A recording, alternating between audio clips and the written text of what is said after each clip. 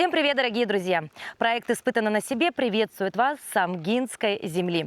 И не просто так, ведь сегодня мы с большой командой решили посетить село Покровка, где мы в течение нескольких дней будем снимать серию программ про фермерское хозяйство. Ведь 2026 год был объявлен годом сельского хозяйства в Амгинском улусе. Мы расскажем о том, каков он быт, чем занимаются местные жители, что производят, ну и, конечно, покажем красоты Амгинского улуса. Но обо всем по порядку. Начнем с того, как добраться сюда.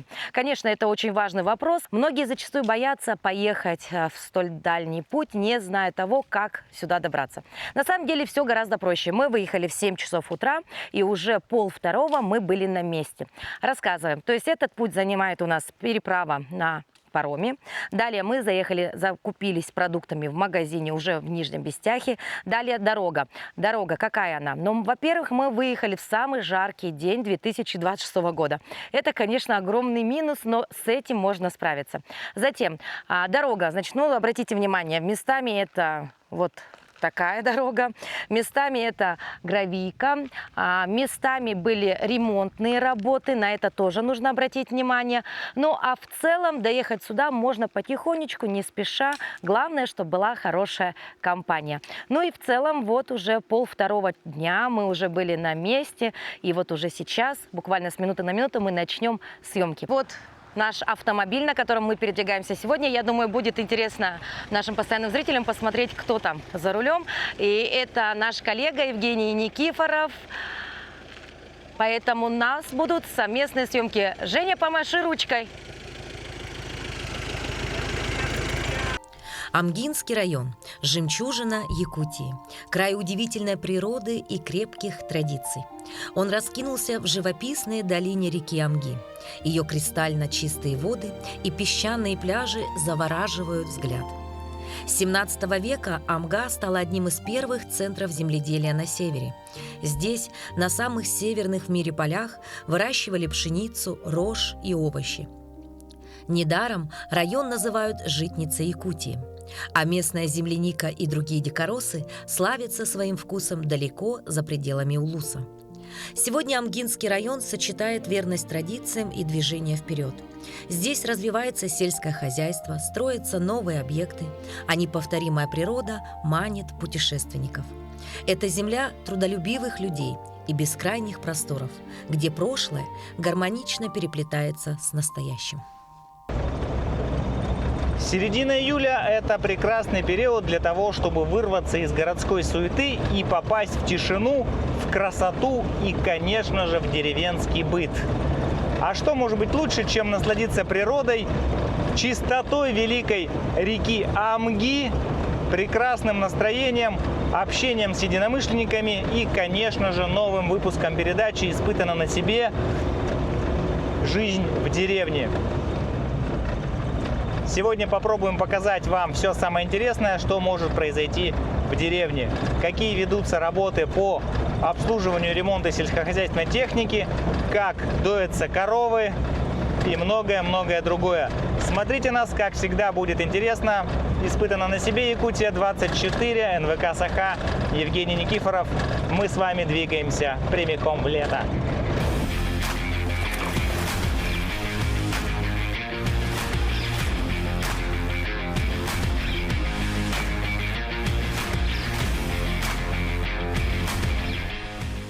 Что ж, друзья, веду свой репортаж из лодки, сидя на носу лодки, находящейся, идущей по реке Амга. Мы прибыли сегодня в Покровку по расписанию. Здесь нас встретил наш друг, который и пригласил, собственно, это Игорь Петров. Прибыли к нему на ферму. Здесь нас его семья очень радушно приняла, накормили, напоили, разместили в домике и устроили нам водные процедуры. Вы не представляете, насколько приятно после жаркой пыльной дороги окунуться в прозрачные, чистейшие прохладные воды реки Амги. Сейчас мы едем на одно из каких-то знаковых мест, которое нам должен показать Игорь, откуда бросают всех новоприбывших в воду со скалы. Накупались, освежились, у нас впереди много работы. Друзья, и все, что мы здесь с вами увидим, испытаем на себе, попробуем, увидим, постараемся в деталях, в красках показать вам, чтобы вы вместе с нами это все испытали на себе. Смотрите нас, будет интересно. Река Амга – одна из самых живописных и величественных рек Якутии. Ее длина 1462 километра, и это самый длинный левый приток Алдана. Название Амга пришло из авенкийского языка. Слово «амга» означает «устье реки». Природа Амги поражает контрастами. В верховьях это стремительно горная река с узкой глубокой долиной и каменистым руслом, а ниже по течению долина расширяется, и характер реки становится спокойнее. Берега Амги хранят следы древней истории. Археологи обнаружили здесь более 30 памятников разных эпох, в том числе 10 мест с наскальными рисунками. Это значит, что люди жили здесь как минимум 10 тысяч лет назад. Река вдохновляет писателей.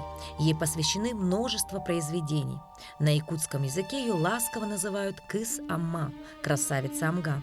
Это не просто название, а признание в любви, которое местные народы хранят в легендах и преданиях. Испытано на себе. Друзья, мы попали на вечернюю дойку коров. Сейчас мы посмотрим, как происходит это таинство. Конечно, немножко страшновато, но тем не менее это не так страшно, как кажется. Смотрите, друзья, процесс дойки, особенно автоматизированный и ручной, он достаточно быстрый, динамичный. И здесь нужно, во-первых, соблюдать тишину, не делать резких движений. И этот процесс, он сейчас закончится. У нас есть уникальная возможность посмотреть на вечернюю дойку. Смотрите, вот, например, дойка телятами происходит вот таким образом. Ребеночек подходит к маме и начинает пить молоко. Но опять же, за этим совсем следит фермер. То есть сначала корову загоняют, и сразу подходит теленок. И только лишь потом уже подключают такой аппарат. Потому Да. что, видимо, сначала должен наесться ребенок, а уж потом уже получать молоко. Здесь мы видим, как стреножили задние ноги, чтобы корова случайно не легнула, не шагнула. И это просто дает гораздо более... Все, эту заботы. подоили, Да, отпустили. обратите внимание, сразу вышло. Так, у нас сейчас происходит вечерняя дойка коров. Доим очень поздно, потому что жарко, 37-35 для коров. Оптимальная температура это 25, то есть на 10 градусов для них сейчас очень некомфортно. Поэтому доим поздно, чтобы им было более-менее. Да. Игорь, ну у меня 100 вопросов, естественно. Я пока тут поставила 10-15 минут. Почему, когда корову загоняют на дойку, первым делом дают теленку? Ну, это естественный процесс. Чтобы коровы приходили на дойку и спускали молоко, мы всегда кормим сначала телят. Рефлекс вырабатываем, да, так сказать. И вообще у нас телята все идут подсосные. То есть мы кормим натуральным молоком. Вот можете обратить внимание, она сосет свою маму. Да. Тем самым появляется молоко в долях. Вот в долях вымени, да, мы так немножко вот по соскам его передвигаем, чтобы все соски. И тогда сама корова при лактации, то есть гораздо лучше отделяет молоко. А мы его- как вот вы знаете, что это именно его мама? Вы их визуально всех различаете? Нет, от зачатия до самого большого состояния я всех принимаю, ну, то есть я в процессе полностью 100%. То есть вот, допустим, теленок, бычок, брат, Да. он родился, все родились у меня на руках. Все 33 теленка родились у меня на руках. А, то есть вы точно знаете, где чей, да? Абсолютно. А имена есть у них или нет? Это брат. Просто брат. Это брат. Просто Поел, брат. хватит, до Да, свидания. нет. А еще не до Он свидания. маленький, да, он поздний, поэтому мы сейчас его оттянули, немножко погладили и начинаем доить корову. Оставляем молоко. В конце дойки у нас остается молоко. Мы его еще будем кормить. Он маленький. Мамочки. Вот такими незамысловатыми действиями мы ставим доильные стаканы. Сейчас пойдет молоко. Вот у нас аппарат доильный, переносной, но у нас как бы стационарный, он стоит. 4 у нас станка таких деревянных. В принципе, вот посмотрите, процесс идет такой Очень быстрый. очень быстрый, все знают свои действия. Да, и у вас сыновья и дочки прям Да, все у так нас регламентировано. Сын семейная. выводит, да, дочки доят, вы загоняете. И тут такая жизнь кипит, да? У нас- Сколько литров примерно можно получить вот на вечерней дойке с одной такой коровой? Ну, у нас коровы разные, да, по возрасту. Ага, и, ну, допустим, вот эта корова, да, она даст приблизительно где-то 12 литров молока. 12. Вечерняя дойка. Вечерняя дойка. А утром, допустим? А утром она даст в 2 раза меньше, потому что мы доим поздно, а утром рано. Но она 6 даст, итого 18 литров С одной коровы. в сутки, да. Ну, это средний показатель, если так на Якутию посмотреть, средний показатель. В принципе, Ну вот мы видим, что Да. молоко уже побольше, да, пошло? да, молоко пошло побольше. Ой, мамочки, какие они большие. Ну, процесс идет у нас очень быстрый. Мы работаем на дизель-генераторе, поэтому, чтобы немножко так экономить бензин, мы делаем все гораздо быстрее, чем обычно. Так, Буба, иди. Вот у нас все телята по кличке. Буба. Выходит тот теленок, который нам нужен. Ой, мамочки. Вот Даниил, ученик 6 класса, сын. Он загоняет, он выгоняет. А Элита 9 класс закончила. Айза 5 курс медицинского института. То есть все пределы. И он Мама у нас сегодня отдыхает, попросила выходной. Мы ей разрешили, она сейчас, И вот, а у вас дети с какого возраста уже приступили к таким мы, действиям, манипуляциям? это ласковая. Ага. Мы с 18, позови, с 18 года занимаемся, да? Ну вот уже сколько лет? 7 лет. Ну, то есть Как возраст... с города переехали, они вот все плотно тянулись. сельское То хозяйство. есть там уже и в 5, и в 6 лет они знают, что делать, да? Подпускаете, Ну, да? Ну вот, они работают, да, они все получают заработную плату. Да, заработную плату. У кого-то 30 тысяч, у кого-то 50 тысяч. То есть все они с таких моментов они учатся уже зарабатывать. А вот мы смотрим обратно на эту красавицу, да? До сих пор идет дойка. То есть в среднем сколько минут мы доим Ну, вечером? по регламенту 4,5-7. 4,5-7. 7, да. Ну, смотря, вот, так, у нас вот процесс идет. Вот большим телятам мы даем 1 раз по отсосать. Мать. Они уже большие, крупные, массу набрали, ничего не страшно, в принципе.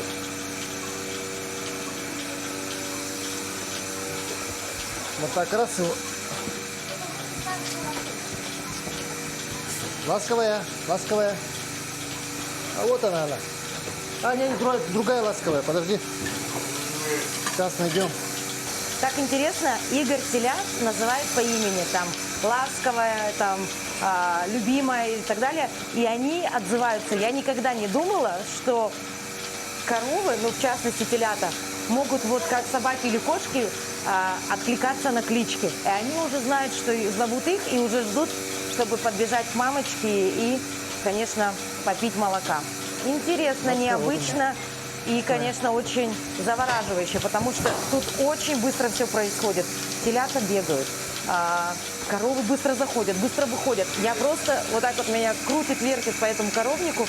Ну, а в целом, конечно, тут действительно все на время. Как сказал Игорь, они работают на генераторах, поэтому экономят бензин, поэтому все нужно делать максимально быстро. Вот мы сейчас заканчиваем дойку, да? Но я визуально наблюдаю, что молоко стало меньше, но по ощущениям оно еще в имени есть. Ну, это профессиональные действия. Все. В этом случае что делаем? Да, это все закончилось, я маленько сливаю. И вот у нас Буба, корова Буба. Первотелка. Мы ее обработали, помыли вымя. У нас специальный раствор. Все воткнули. Сейчас берем этого теленка. Обратно развязываем его. Да. И Отвязываем. подпускаем к матери. Сейчас 2-3 минуты он кушает. И вот потом будем выгонять. То есть таким образом как бы разрабатывает он, да? Да. У нас почему она его пинает? маститов мало, потому что мы выпаиваем телят. У нас небольшая ферма. В принципе. То есть вы придерживаетесь такой политики, так сказать? Но у нас один из источников дохода, кстати, это мясо. Мы на мясо должны вырастить бычков. Понимаете? А чтобы вырастить бычков, надо их поить молоком. Только молоком. Только молоком. Мезоцеемом. Мы стараемся, чтобы все более-менее натурально. Тогда мясо вкуснее получается. Вот. Ну, есть коровы с характером, которые, такие норовистые. Вот видите, она Ага. Мы, по идее, должны были ей связать ноги, но ничего. Вот. Сейчас летнее время, очень страдают соски в имени, да? Комары? Комары, оводы, пауки, плюс сухость. Трескается кожа, поэтому мы стараемся обрабатывать на специальные средства. А вот какова вероятность вообще, что корова может легнуть человека? Есть такое или нет? Вероятность большая. Большая, да? Ну, мы же знаем, есть такая наука, этология, поведение животных. То есть мы уже предполагаем, какое животное что может сделать. Поэтому ждем как бы, да, фиксируем ноги, завязываем. Ну, то есть небезопасно сейчас нам все равно стоять, потому что мы с ними Ну, вы не знакомы. стоите да? на довольно-таки приличном расстоянии, поэтому вас не заденут. Они не прыгают там, как Джеки Чан, вот так вот. Они немножко так. И по своей анатомии корова назад пинать, как лошадь, сильно не умеет. будет. Она пинает вот так, вот такими вперед движениями. Да. И то есть мы сейчас говорим о том, что вечерняя дойка, она, конечно, приносит больше молока, чем утренняя, да? А в целом это молоко вы только доите на аппаратах, вручную не доите? Нет, на аппаратах доим, переливаем в бидоны алюминиевые и все, готовим на сдачу. Утром рано приезжает молоковоз, мы с утренним молоком это все сдаем. А куда такой объем большого молока уходит? Уходит в село Балагур на молочный завод. Заканчивает, да, я смотрю уже, да, Ага. что уже совсем мало, я буду убирать сейчас его. Мамочки, Сейчас отходим. продолжим, я его уберу. А все домой? Вот туда, обратно к себе? На выход, на выход, на Это выход. выгоняй. Вот обратите внимание, осталось всего лишь 2 коровушки, которых додаивают, да? А вот можно, Игорь, узнать, да, от чего зависит размер коровы? Просто есть у вас коровы, которых, ну я даже не знала, что такие большие коровы существуют, они просто громадные. Это вот какой-то определенный вид или это вот именно ваши любимицы, Сейчас может, или как? на практике я вам покажу. Вот Даня сейчас нам загонит. Даня, Манимен, гони-ка вон, красная лежит. Сейчас он Так, отходим. пригонит корову, да? Сементальская порода. Вообще у нас порода вся сементальская. Ну, громадные они. Да. Вот эту, да, поднимай ее. Они большие. Мамочки! Тихо. Они не все большие. Есть линии коров, которые большие, а есть средние. Ну вот, допустим, вот большая корова. Да, видно. В ней кровь красно-степной породы. То есть чем породнее корова, да, тем она ближе к своим породным кондициям. Вот идет гигант. Осторожно, в угол Отойдем в встаньте. сторону. В В угол, встань. в угол. Мамочки, голова огромная какая. Ой, мамочки, она даже не помещается в дверь. Тихо, тихо. Господи. Я не видела никогда таких коров в жизни. Мама мия. Вот сейчас я покажу, вот как у нас телята приучены к своим кличкам. Кличкам? Кличкам. Для чего нужна кличка теленку? Идентификация, во-первых, чтобы распознать, кто он. Да? Во-вторых, мы используем для удобства своего. Вот корову зовут Маня. Сколько килограммов плюс-минус? Ну, она 550. Полтонны? Больше полутонны. А ее бычка сына зовут Манимен. Манимен, иди. Манимен, иди. Молодец. Опачки. Все. Раз мы. Аккуратно. Сколько месяцев длится беременность у коров? 9 месяцев, как у женщин. Сколько телят? Один теленок получается в год, каждый год. Если при нормальном, значит, уходе, при нормальном кормлении, каждый год мы получаем телят от коров. Так? Теленок рождается 25-35 килограмм весом. И мы так поим где-то полгода, 6 месяцев. То есть с января, допустим. Если они ранние, то они где-то 8 месяцев выпаиваются молоком. А только по одному теленку не бывает так, что по 2 раза? Вот я все мечтаю, чтобы была двойня, но пока у нас... Редко, да? Ну, бывает, но это очень редко. Это один из 500, наверное. Ага. Так, и все несем выливать вот сюда. Вот сюда. Тут у нас молоканка. Все. Через марлю, через сито мы, значит, в алюминиевые бидоны выливаем натуральнейший продукт амгинской земли. Все, наполнили. Дальше поехали. Закрываем.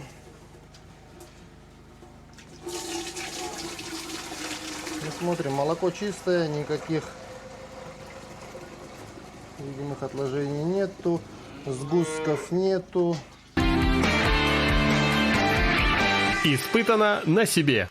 На часах уже 12 ночи. Вся активная жизнедеятельность у нас на ферме подошла к концу. И вот сейчас мы можем собраться такой дружной компанией за столом. Несмотря на то, что ночью мясо мало кто ест, мы решили подкрепиться, потому что многие только закончили свой рабочий день, да. Ну и давайте поговорим с Игорем о том вообще, как появилась Покровка, потому что я знаю, что вы тот человек, кто не понаслышке знает историю, да, села. Вот с чего все начиналось, а мы пока попробуем вкуснейшее Всем мясо. приятного аппетита. Действительно, у нас рабочий день подошел к концу. Мы закончили вечернюю дойку. Вот в гостях у нас покровчане Владимир Николаевич Захаров. Он сегодня исполнит песни про красавицу нашу Амгу. Как бы, да? Ну, вообще, село Покровка образовалось в 1852 году при слиянии двух сел, населенных пунктов. Это село Майское и село Новопокровка. Новопокровку образовали люди, которые пришли, которые обслуживали Амгино-Аянский тракт. В 1852 году субсидии закончились на вот это содержание этого тракта, поэтому всех, кто в этих ямщицких подворьях работал, переселили в три деревни, создали, да, Новопокровку, Петропавловск в Кусьмайском районе и село Павловское в Мигно-Кангаласском районе. И с тех пор, с 1852 года, начинается летоисчисление именно нашей Покровки. Ну, вообще, вот если в историю копнуть, это земля третьего балагурского наслега. Покровка относилась к Амге, к Слободе, а Амга, Слобода относилась непосредственно к Якутску. А все остальное это был Батурусский улус. Так, и вот те русские пашеные, которые сюда пришли, почему пашеные? Русские люди, которые должны были заниматься именно возделыванием земель, рожь, пшеницу, ячмень растить, да, их назвали пашенными, посаженными на пашню. То есть страна росла, империя росла, границы увеличивались, и эти территории нужно было заселять. Поэтому здесь корни земледелия Якутии. Именно в Покровке до сих пор здесь работает предприятие АО-Амгинское, которое занимается именно возделыванием, производством зерна. Вот. Это историческая такая мощная веха. Нашему совхозу исполнилось 90 лет, то есть мы его до сих пор совхозом называем. Ну, работа идет, село живет. Ну, несмотря что такие тенденции, что молодежь уезжает, но тем не менее остаются люди. Население чуть-чуть уменьшается, но школа работает, детский сад работает, ФАП работает, крестьянские фермерские хозяйства занимаются разведением лошадей, коров, свиней. И вот производство, градообразующее предприятие, это АО «Амгинский». То есть дает работу местному населению. Игорь, а вы сам коренной житель Покровки? Да, я родился здесь, в Покровке. Раньше в больнице было рототделение. Вот я самый, что ни на есть, коренной. То есть в Покровке родился, вырос, закончил школу, поступил в сельхозакадемию, закончил, работал в городе, потом вернулся, работал в администрации, потом на военную службу устроился, потом опять вернулся. И вот с 18 года уже мы как фермеры, семья фермеров.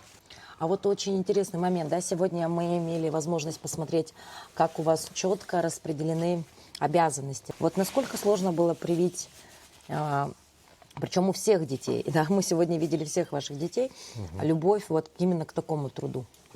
Ну, наверное, они учатся на примере родителей. Мама с папой трудолюбивые, работают. Но у них времени очень много, личного времени у них много. Они также сидят, ну, с гаджетами, то есть они не оторваны как бы вот от этого всего современного. Но просто у них есть четкое понимание того, что им нужно делать. То есть мы определяем компетенцию, и они этому учатся постепенно. Это не сразу. Вот вы сегодня видели, да, эту работу, слаженную работу. Даня, например, коров выгоняет, а Элита загоняет, Айза доит. То есть процесс такой. Это дело не одного года, в принципе. Практика. Да, практика. Руку набили, работают, стараются.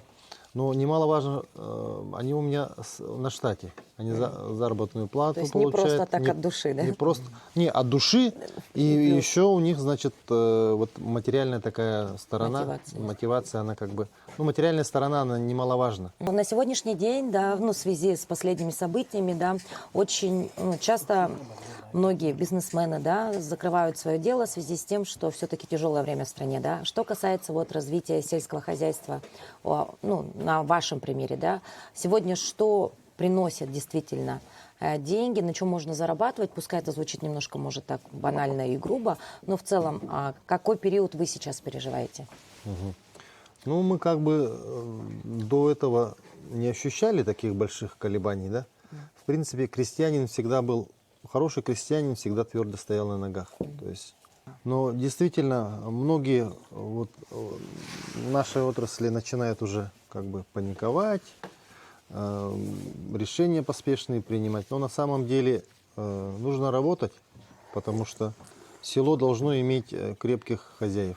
Если мы молодые не будем работать, то не будет села, не будет истории, дальнейшее продолжение. Но наше хозяйство, оно как бы построено таким образом, что у нас не один источник дохода. Да, у нас все источники дохода это от сельского хозяйства, но разные. Допустим, основной источник, конечно же, это молоко. Мы сдаем молоко, мы крестьянское фермерское хозяйство, у нас есть договор на 50 тонн. И свои обязанности мы выполняем сейчас. Мы уже выполнили ну, где-то 70% от плана. Хорошо. Да, уже, у нас да? в этом году очень хорошо. Ну, мы приняли решение приобрести нетелей в прошлом году, да, высокопродуктивных. Ага. Привезли 10 нетелей, они отелились, и от этого мы получаем сейчас приличные удои. Мы выращиваем бычков на мясо, реализуем мясо. У нас мы занимаемся табунным коневодством. Мы занимаемся свиноводством, мы занимаемся немножко периодически пчеловодством. Птицеводство. И птицеводство, да, у нас куры, индюки, бройлеры, куры. То есть вот это все, то есть одно другому помогает жить. Поэтому мы порог рентабельности прошли давно.